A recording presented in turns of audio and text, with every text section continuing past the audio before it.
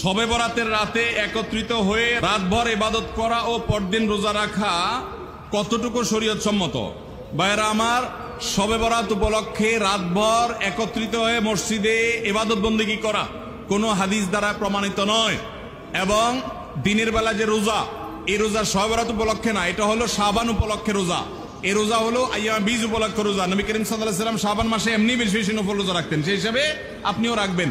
আবার আইয়াম বীজ 13, 14, 15 রোজা রাখতেন, সেই হিসাবে রাখবেন। আপনি আল্লাহর ক্ষমা, এই রাতে আল্লাহ তাআলা বান্দাকে সাধারণ ক্ষমা ঘোষণা করেন, হিংসুক ছাড়া, মুশরিক ছাড়া।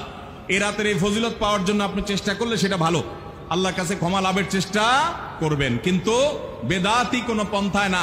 অনেকে বলে যে এত রাকাত নামাজ, অমুকটা অত সূরা এত রাকাতে পড়তে হবে, এগুলা মন গড়া কথাবার্তা, এগুলার কোনো ভিত্তি কোরআন হাদিসে নাই। আবার অনেকে মনে করে হালুয়া রুটি খাইতে হবে, আতশবাজি করতে হবে, আলোকসজ্জা করতে হবে।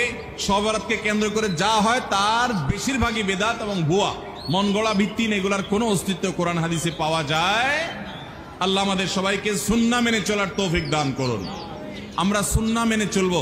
শাবান মাসের সবচেয়ে বড় আমল হলো নফল রোজা রাখা, বেশি বেশি রাখবো তো ইনশাআল্লাহ।